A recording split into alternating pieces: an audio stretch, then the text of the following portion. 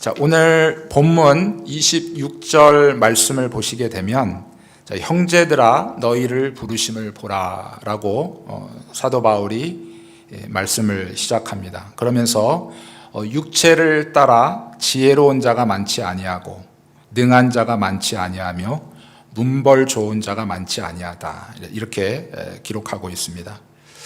우리는 모두 하나님께 부르심을 받은 사람들입니다.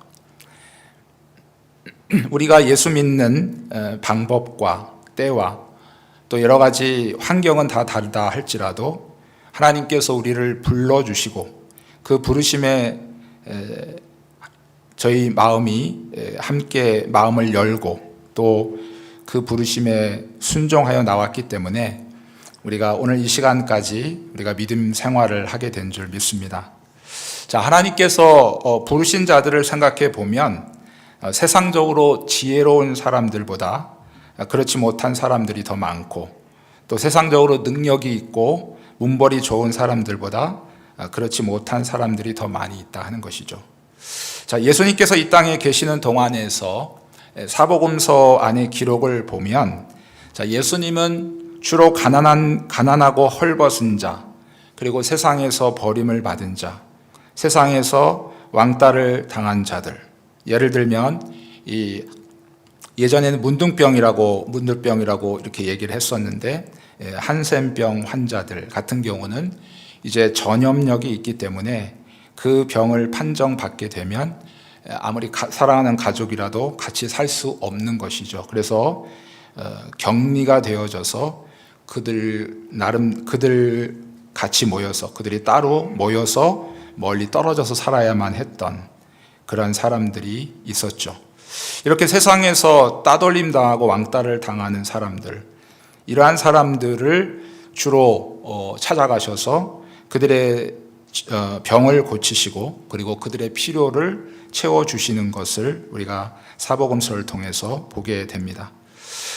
오히려 세상적으로 능력이 있고 또 부한 자들은 쉽게 주님의 은혜를 입지 못한 것을 보게 됩니다.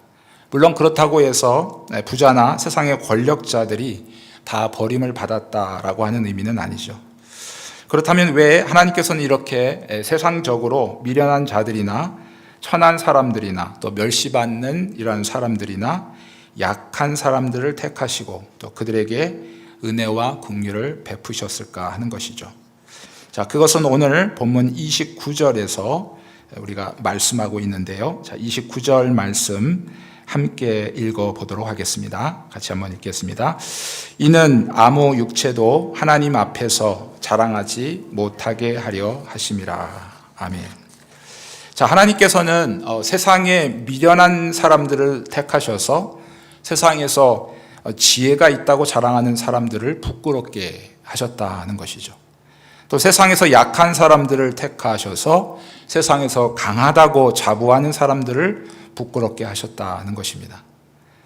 하나님께서는 세상에서 천하고 멸시받는 사람들을 택하사 세상에서 자기가 모든 것을 가졌다고 생각하는 자들의 그 자랑이 얼마나 허황되고 그리고 무의미한 것인지를 바로 온 세상에 보이시려고 하셨다 하는 것입니다.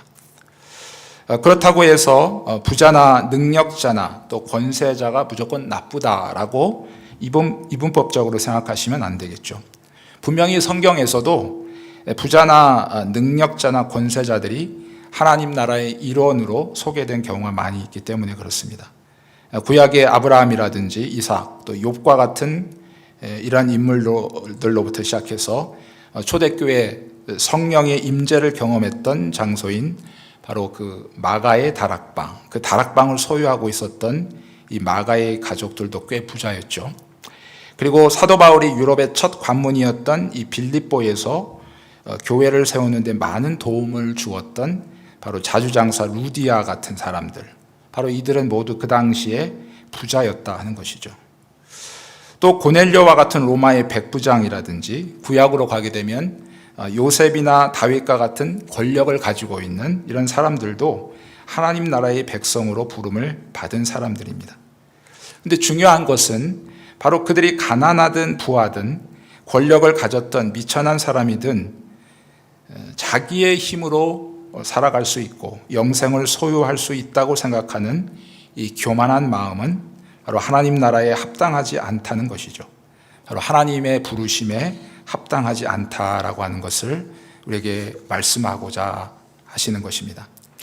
하나님께서 저와 여러분을 하나님의 자녀로 그리고 하나님 나라의 백성으로 불러주신 것은 거기에 합당한 자격을 갖추었기 때문이 아니라 하는 사실을 우리가 언제나 기억해야 되겠습니다. 우리는 세상 사람들과 비교해도 전혀 다를 바 없는 존재들이죠.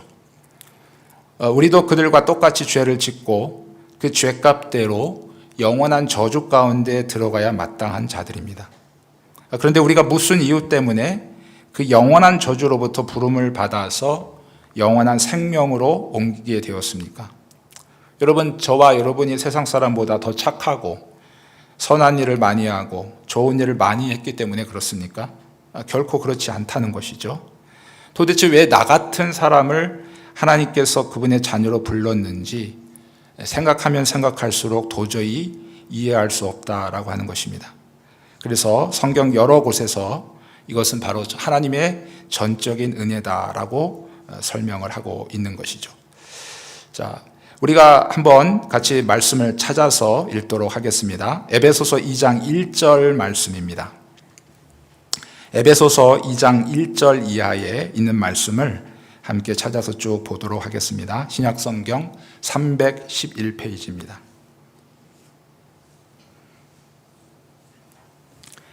자, 에베소서 2장 1절 말씀을 보시게 되면 1절부터 이렇게 소개되어져 있죠. 우리는 이미 허물과 죄로 죽었다. 그렇게 얘기하고 있습니다. 이렇게 허물과 죄로 죽었던 존재를 바로 살리신 분이 계신데 바로 그리스도께서 살려주셨다 하는 것이죠. 자, 여기서 우리라고 하는 것은 저와 여러분을 말합니다. 하나님께로부터 택함을 받은, 부르심을 받은 하나님의 자녀들을 지금 얘기하고 있다는 사실을 기억하시면서 자, 우리도 사실은 하나님의 부르심을 받기 전까지는 멸망받을 자들과 똑같이 세상의 풍조를 따르고 공중의 권세 잡은 자 누굽니까? 마귀를 따라가서 자, 사람들은 이 땅에 있는 사람들은 어떻게 살아요? 육체의 욕심을 따라 살아가게 되죠. 자, 우리의 정욕과 육체의 욕심에 따라 살아가면서 결국 어디게 됩니까? 인간은 결국 본질상 진노의 자식들이었다. 모든 사람이 그러한데 우리도 마찬가지였다는 것이죠. 우리도 본질상 이렇게 이미 세상 사람들과 다를 바 없는 그렇게 저주 가운데 있어야만 하는 그러한 진노의 자식들이었다 하는 것을 전제하고 그러나 4절 이하의 말씀부터 한번 같이 읽어보도록 하겠습니다. 자, 4절부터 우리 8절, 9절까지 있는 말씀인데요.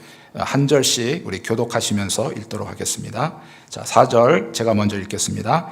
긍휼이 풍성하신 하나님이 우리를 사랑하신 그 큰 사랑을 인하여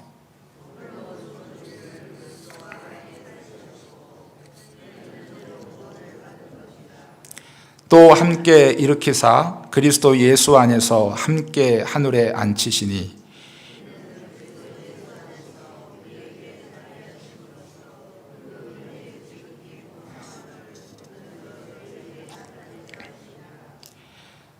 너희는 그 은혜에 의하여 믿음으로 말미암아 구원을 받았으니 이것은 너희에게서 난 것이 아니요 하나님의 선물이라.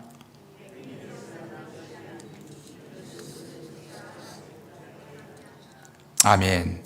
자, 3절까지 우리는 여전히 세상의 불신자들과 똑같이 죄의 저주 가운데 하나님의 저주 가운데 있어야 될 존재였으나 바로 긍휼이 풍성하신 하나님이 우리를 사랑하신 그 큰 사랑을 인하여라고 그렇게 표현을 하고 있죠. 이 한마디는 사실은 구약 전체를 얘기하고 있는 것이죠. 이미 에덴 동산에서 아담과 하와가 범죄하여 그 에덴 동산에서 쫓겨날 때부터 시작을 해서 하나님께서 우리를 구원하시고자 하시는 그 계획이 실제적으로 이제 작동되기 시작을 했다 하는 것입니다. 그래서 이제 때가 되기 전에 이미 하나님이신 그리스도께서 이 땅에 오시기 전에 지금 어떤 일을 할 것인가 라고 하는 것을 구약의 제사법을 통해서 또 여러 선지자들을 통해서 이미 우리에게 그림자처럼, 그림책처럼 우리에게 일러주셨다 하는 것이죠. 그래서 죄를 졌을 때 제물을 가져오고 그 제물이 희생되어지는 그 값을 통해서 어떻게 됩니까? 그 죄가 해결되어지는 거죠. 이것이 계속 죄를 지을 때마다 그러한 일을 반복해야 됐는데 바로 그리스도께서 오셔서 바로 이 일을 단번에 이루어 주셨다 하는 것입니다. 이것이 바로 하나님의 구약으로부터 계속해서 이어지는 바로 저와 여러분을 구원하시기 위한 하나님의 큰 관심사였고 바로 하시는 일의 주된 목적이었다 하는 것을 우리가 기억해야 하겠습니다. 하나님께서 허물로 죽은 우리를 그리스도와 함께 살리셨다. 자, 여기 함께라고 하는 것. 그래서 우리는 사실은 예수님께서 역사적으로 십자가에 죽으시는 이 사건을 우리가 들어서 알고는 있지만, 그러나 여러분, 그리스도께서 죽으시는 그 사건은 이미 그 죽는 그 순간에 우리도 그분과 함께 죽은 것이죠. 이것이 바로 그리스도와 바로 저와 하나님께 부름받은 저와 여러분이 그리스도와 함께 연합되어지는 그러한 관점에서 설명을 한 것입니다. 그래서 우리는 비록 십자가에 우리 자신이 죽지는 않았지만 우리와 연합되어진 그리스도께서 십자가의 죽으심으로 말미암아 우리도 그분과 함께 죽었다. 자, 그분과 함께 죽었기 때문에 그분과 함께 다시 부활할 수 있는 것이죠. 그래서 예수 그리스도의 사역이 아무리 위대하고 크시지만 다시 그 죽음의 권세를 이기시고 다시 부활하시지 않으셨다면 바로 우리의 구원이 완성되지 않았을 것입니다. 그러나 바로 그리스도께서 죽음의 권세를 이기시고 3일 만에 부활하시는 이 사건을 통해서 우리도 그분과 함께 다시 부활하게 될 소망을 갖게 되어져 있는 것이죠. 이것이 바로 그리스도와 저와 여러분이 함께 연합되어져 있는 원리 가운데 설명되어질 수 있는 부분이다 하는 것입니다. 그러니 여러분, 그리스도께서 부활하심으로 끝났습니까? 그리스도께서 부활하시고 그리고 승천하셨죠. 자, 승천하시고 지금 어디에 계시죠? 하나님 보좌 우편에 앉아 계시죠. 하나님 보좌 우편에서 바로 그리스도께서는 지금도 통치하고 계신다 하는 것이죠. 그러므로 우리가 사실은 조금 더 넓게 보게 되면 우리가 죽어서 아니면 주님께서 다시 오실 때에 우리가 천국에 가서만 왕노릇하는 것이 아니고 우리는 그리스도와 함께 죽었고 우리는 그리스도와 함께 부활했으니 그리스도께서 지금 이 세상을 통치하고 계시니 우리도 그분과 함께 세상을 통치하는 것이다. 바로 이런 놀라운 특권을 우리에게 허락해 주셨다 하는 것입니다. 그것이 뭐예요? 바로 우리를 사랑하시는 그 큰 사랑 때문에 그렇다 하는 것입니다. 그런데 8절 말씀에 보게 되면 바로 이 놀라운 일들이 가능하게 되어졌던 것이 바로 사람의 힘과 능력으로나 어떤 자격으로가 아닌 바로 하나님께서 우리에게 은혜로 주신 것 때문에 그래요. 자, 우리는 예수를 믿음으로 구원을 얻죠. 예수 믿으면 구원을 얻지 뭐 너무 쉬운 얘기 아닙니까? 그런데 여러분, 이 놀라운 진리의 말씀, 세상 사람들이 사실은 구원 얻는 방법을 몰라서 예수를 안 믿습니까? 여러분, 우리가 세상 사람들에게 나아가서 전도하고 어떻게 하면 예수를 믿고 영생을 얻을 수 있는지, 천국에 갈 수 있는지 여러분의 태신자들에게 끊임없이 전도하고 가서 그들에게 알려주지 않습니까? 그렇게 됨에도 불구하고 그들이 믿지 않는 이유가 뭘까요? 그것은 하나님께서 그들에게 은혜를 주시지 않기 때문이죠.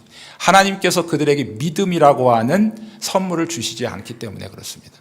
이 놀라운 진리가 우리 앞에 있어도 여러분, 그것이 믿어지지 않으면 우리가 그것이 내 것이 될 수 없다라고 하는 사실. 그러니까 여러분, 내가 지금 예수님을 믿고 구원의 자리에 이르고 하나님의 자녀로 이 땅에서 거룩하게 살아간다고 하는 자체가 우리는 얼마나 큰 은혜를 받았고 하나님으로부터 최고의 사랑을 받은 존재인가를 성경은 지금 계속해서 우리에게 말씀하고 있다 하는 사실입니다. 여러분, 예수를 믿어 구원 얻는 것도 하나님의 은혜지만 예수를 믿는 믿음도 하나님이 주셔야만 가능하다는 사실이에요. 그러니 여러분, 우리가 구원을 얻는 과정에 있어서는 우리의 공로는 아무것도 없는 거예요. 처음부터 끝까지. 그러니까 우리는 처음부터 완전히 망가진 존재고 저주받은 존재고 완전히 그 저주 가운데 처해야 되는, 하나님의 진노 가운데 있어야 되는 것이 마땅하지만 처음부터 하나님께서 하나님의 그 큰, 우리를 향한 그 큰 사랑으로 인해서 우리에게 믿음을 주시고 우리에게 바로 그 믿음을 통해서 복음을 받아들이게 하시고 또한 하나님께 그 은혜를 입도록 허락하셨다 하는 사실이에요. 그러니 여러분, 9절에서 결론적으로 뭐라고 얘기하죠? 행위에서 난 것이 아니니 이는 누구든지 자랑하지 못하게 하려 합니다. 여러분, 자, 내가 예를 들어서 1,000억을 주고 이 구원을 샀다 그러면 그 사람 아마 존경할 것입니다. 왜냐하면 그만큼 재력이 있고 힘이 있으니까. 아니면 세상에서 내가 어떤 엄청난 선한 일을 해가지고 구원을 내가 이루었다라고 얘기한다면 여러분, 그 사람 굉장히 존경해야 될까요? 그 사람 굉장히 높이 들어서 많은 사람들에게 자랑을 해야 될 거예요. 그만큼 재력이 있고 능력이 있으니까 그 구원을 얻었다. 그러나 여러분, 구원이라고 하는 것은 그런 인간의 행동으로 얻은 것이 절대 아니다. 분명히 여러분, 여기 10명의 사람이 있습니다. 10명의 사람이 있는데 똑같이 지금 이제 사형 선고를 받은 거예요. 사형 선고를 받았는데 그 중에 3명을 딱 선택해서 사형을 면하게 해준 거죠. 이유는 없어요. 이 3사람이 7사람보다 더 정당방위였다든지 아니면 뭔가 변호사의 변론에 의해서 뭔가 죄가 없다라고 하는 그런 변론이 있은 것도 절대 아닙니다. 그저 재판관은 그 3사람을 무조건 지목을 해서 이 사람은 죄가 없다라고 했기 때문에 여러분, 이 3사람의 입장에서는 어떻게 생각할까요? 나는 죽었다고 생각하겠죠. 나는 이미 끝난 목숨이다. 나는 저주받은 인생이다 라고 생각을 했는데 갑자기 재판관이 당신은 사형이 아니라 다시 살아날 수 있어. 그렇게 언도하는 순간 그 안에 어떻게 자랑이 있을 수 있겠습니까? 여러분, 우리 모두가 다 이렇다 하는 것입니다. 여러분, 사실은 제가 이제 설교 마무리에서도 말씀을 드리겠지만 하나님께서 저와 여러분에게 주신 이 은혜가 우리 인생 가운데 전부를 주셨다고 해도 과언이 아니죠. 근데 이것이 보이지 않으면 우리가 신앙생활 하면서 당장 눈앞에 보여지는 어떤 내가 원하는 것, 또 내가 원하는 방법대로 이루어지지 않았다 해서 때로는 우리가 하나님이 없다고 얘기하기도 하고 하나님을 의심하기도 하고 하나님은 나를 사랑하시지 않는다고 얘기도 하고 하나님이 나를 버리셨다고도 얘기하고 이렇게 정말 그 하나님의 은혜를 받았음에도 그 은혜를 모르는 것만큼 불쌍한 삶은 없다라고 하는 것입니다. 하나님은 언제나 하나님께서 우리에게 주셨던 이 은혜를 기억하기를 원하셔요. 여러분이 처음 예수를 믿고 복음을 처음 접했을 때에 그 감격과 그 하나님이 우리를 향한 사랑이 얼마나 큰가. 그 처음 초신자들만 들어야 하는 복음이 아니고 우리는 때로는 우리가 믿음이 연약해지고 때로는 우리가 신앙생활을 하다가 힘들어질 때마다 다시 처음 하나님께서 나에게 주셨던 은혜를 곱씹어 봐야 됩니다. 그것을 다시 돌아보고 그것을 다시 기억해야 되는 것이죠. 그래야 우리의 마음이 우리의 이 구원받은 은혜가 행위로부터 나온 것이 아니고 바로 하나님의 은혜로부터 되어졌다 하는 것.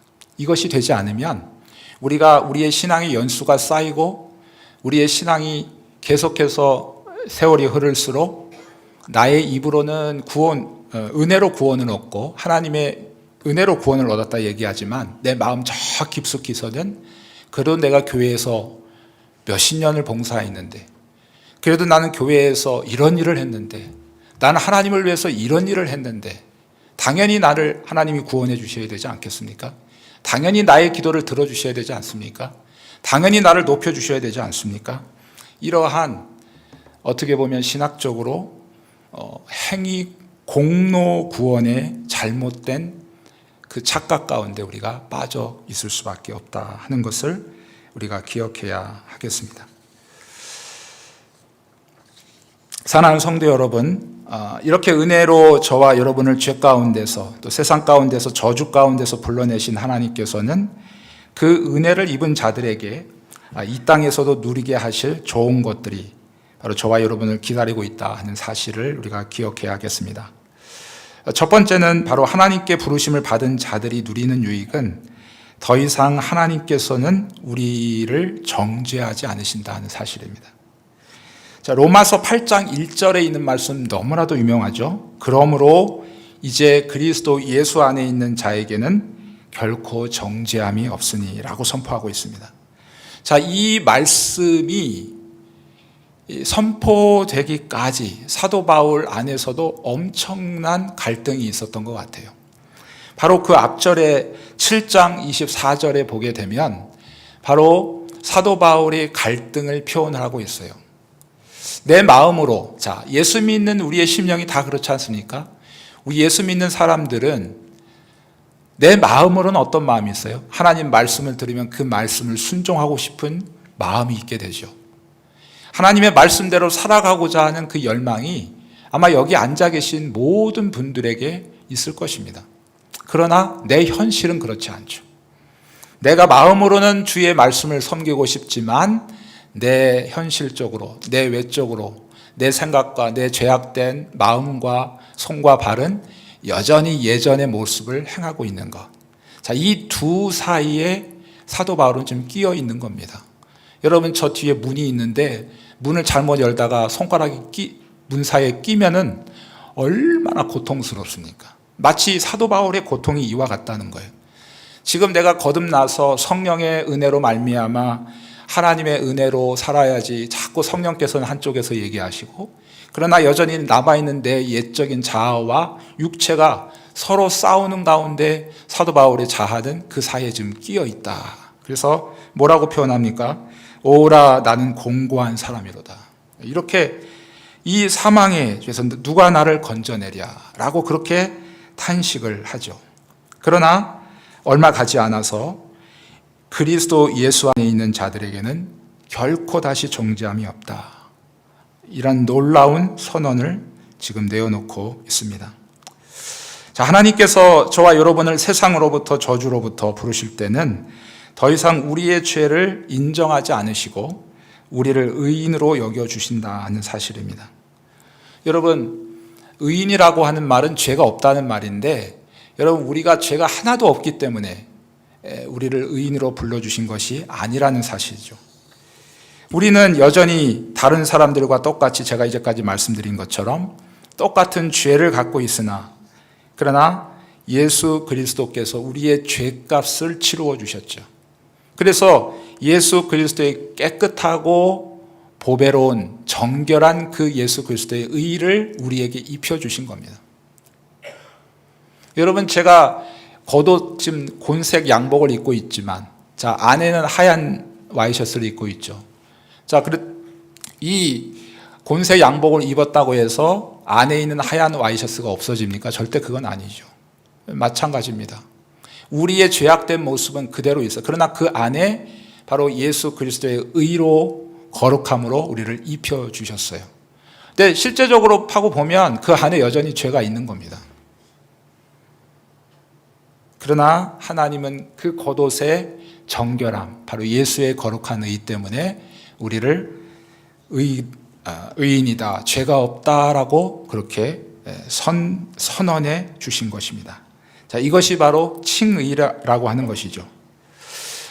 이 칭의는 내 안에서 발생하지 않고 바로 예수 그리스도라는 외부 요인에서 발생되어졌기 때문에 여러분, 하나님의 칭의는 결코 변하지 않는다는 거예요. 그러니까 여러분, 내가 행동을 잘하고 못하고에 따라서 하나님이 나를 의인이라고 얘기하지 않으시고, 내가 아닌 바로 외부적인 예수 그리스도로 말미암아 나를 의인이라고 그렇게 여겨 주셨기 때문에 여러분, 내가 어떠한 모습이든지 때로는 연약함에 넘어져 있고 때로는 하나님의 자녀와 같지 않은 모습이 있을지라도 여러분, 그러한 모습 때문에 하나님은 너는 구원에서 취소될 거야 라고 얘기하시지 절대 않으시다라고 하는 사실입니다.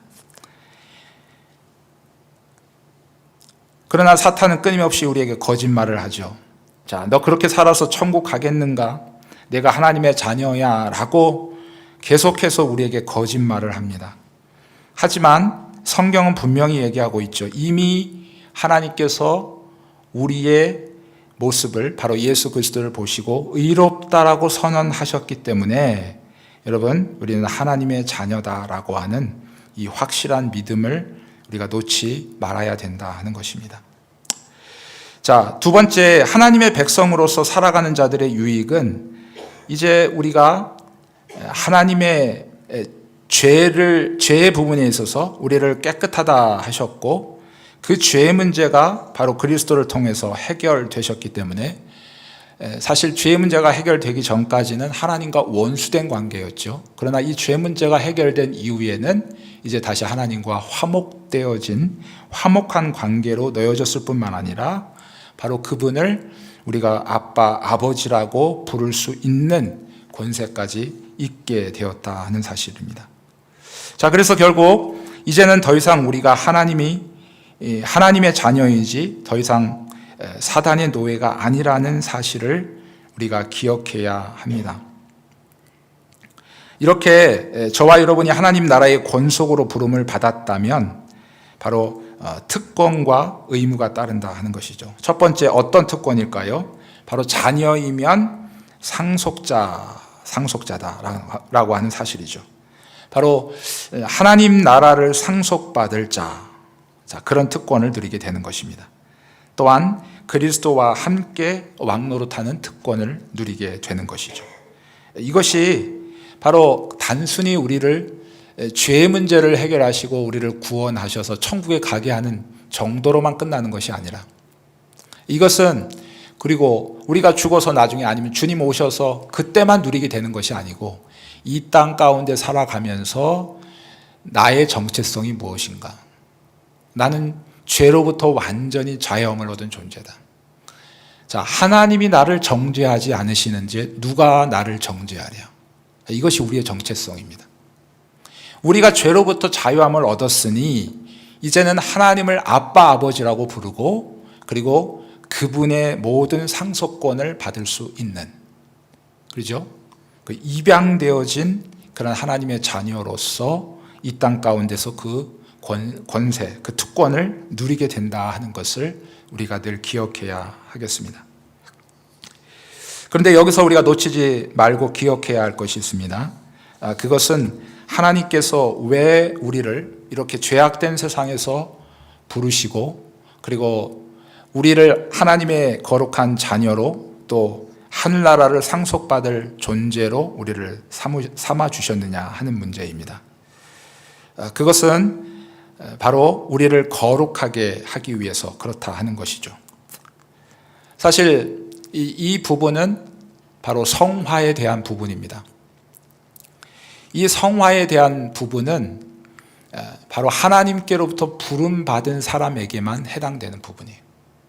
그렇기 때문에 여러분, 우리가 신앙생활을 하면서 내가 기도 생활을 못하고 말씀을 잘 못 읽고 예배 참석 못하고 또 이런 잘못을 하고 이런 어려움, 이런 연약함이 있기 때문에 나는 그 구원으로부터 떨어질 것인가 라고 하는 의심은 전혀 할 필요가 없다는 사실이죠. 왜? 이렇게 우리에게 하나님의 말씀을 따라가도록 요구하시는 것은 바로 하나님의 자녀로 부름을 받은 자들에게만 명령하신 것이기 때문에 그렇습니다. 그러니까 여러분, 저와 여러분들은 이미 하나님의 자녀로서 부름을 받았는데 왜 그렇다면 우리를 불러주셨을까? 그것은 바로 한 가지 이유 때문에 그렇다. 하나님께서 거룩하시기 때문에 그의 자녀들도 거룩하게 되기를 원하시는 바람 때문에 그렇다 하는 것입니다. 우리의 소속이 바뀌었어요. 우리가 예수를 믿기 전에, 거듭나기 전에, 하나님께로부터 부름 받기 전에는 우리의 소속이 사탄이었죠. 사단의 노예였습니다. 그래서 사단이 시키는 대로 살다가 결국 사단과 함께 멸망, 저주 가운데 있어야만 했죠. 그러나 우리의 소속이 이제 완전히 바뀐 거예요. 우리의 정체성이 완전히 바뀌었어요. 우리는 더 이상 사단의 노예에 속하지 않고 하나님께 속한 자, 하나님의 자녀로 또 하나님 나라를 상속받을 자로 그렇게 부름받은 자이다 하는 것입니다. 그렇다면 우리가 어떻게 살아야 될까? 하나님의 자녀답게, 하나님의 나라를 상속받을 자답게 그렇게 하나님께서 살아가기를 원하시는 것입니다. 그래서 성경이 이렇게 두꺼워졌어요. 우리가 예수 믿는 방법은 오직 구원하는 방법은 예수를 믿음으로만 구원 얻는 그 한 가지만 성경이 얘기했다면 굉장히 간단하죠. 근데 성경이 왜 이렇게 66권 길어졌습니까? 그 구원의 방법을 알려줌과 동시에 그 구원을 얻은 자들에게 앞으로 어떻게 살아가야 될 것인가, 그 지침을 우리에게 구체적으로 알려주기 때문에 성경이 이렇게 두꺼워졌다는 사실입니다. 그래서 여러분, 우리는 하나님 앞에 우리의 인생에 목적이 하나 있어야 되는데 그것은 바로 하나님 앞에 거룩한 삶, 다시 말하면 성화의 거룩한 삶을 살아가도록 끊임없이 우리가 하나님께 도움을 요청하고, 그리고 내 자신과 때로는 싸우고, 성경이 얘기했듯이 피를 흘리기까지 우리가 투쟁할 그러한 결단도 하면서 우리가 이 거룩을 지켜나가는 것, 이것이 바로 택함 받은 자로서 이 세상에서 우리가 해야 될 가장 중요한 일이다 하는 것을 성경이 우리에게 말씀하고 있습니다. 이제 말씀의 결론을 맺으려고 합니다. 하나님께로부터 부름받은 저와 여러분은 바로 우리를 하나님 나라의 가족으로 불러주신 은혜가 얼마나 크고 놀라운지를 언제나 잊지 않아야 하겠습니다. 자, 하나님의 자녀라고 하면서도 우리 자신이 지금 누리고 있는 것이 얼마나 영광스럽고 값진 것인지, 사실 그것을 모르는 것만큼 참 비참한 것은 없을 것 같습니다. 또한 우리를 하나님의 자녀로 불러주신 것에 대해서 우리가 항상 기뻐하고 범사에 감사하는 그러한 저와 여러분의 삶이 되어야 할 것입니다. 그리고 마지막으로 하나님의 부르심을 받아서 이 놀라운 특권을 이 땅에서 누리고 있지만 또 장차 영광 가운데 나타날 그날을 바라보면서 바로 이 땅에서 그리스도로 인해서 당하는 때로는 고난과 어려움들을 우리가 기꺼이 감당하며 또한 기쁨으로 이 일을 감당해 나아가시는 그러한 은혜가 저와 여러분의 삶 가운데 있어지기를 축복합니다. 언제나 우리가 이 말씀을 기억하기를 원하는 것은 바로 하나님께서 우리에게 최고의 것을 주셨다는 거예요. 우리는 이미 모든 것을 받았어요. 근데 때로는 우리가 우리의 삶 속에서 필요한 모든 것들을 구할 때도 있죠. 그러나 그 구하는 모든 것들을 하나님께서 우리에게 허락하시지만, 그러나 그것이 우리에게 이루어지지 않았다고 해서 우리가 하나님 앞에 원망하거나 불평할 이유가 없다라고 하는 것. 우리가 늘 하나님께서 주신 이 은혜를 기억하고 있지 않을 때에 때로는 우리의 방법대로 우리가 원하는 대로 어떤 일들이 이루어지지 않았을 때라도 우리는 그 하나님의 섭리와 그 주권을 인정하고 하나님께 감사할 수 있는 성숙한 모습으로 나아갈 수 있을 줄 믿습니다. 아무쪼록 이 마지막 때에 우리가 하나님의 거룩한 자녀로 부름을 받은 저와 여러분이 우리에게 맡겨주신 귀한 일들을 우리가 기쁨으로 감당하며 또한 어떤 어려움 가운데서도 이 어려움을 믿음으로 잘 이겨나가셔서 주님의 거룩함처럼 우리도 그 거룩함으로 주님을 기쁨으로 만나는 그날을 소망하며 살아가시는 저와 여러분 모두가 되시기를 주님의 이름으로 축복합니다.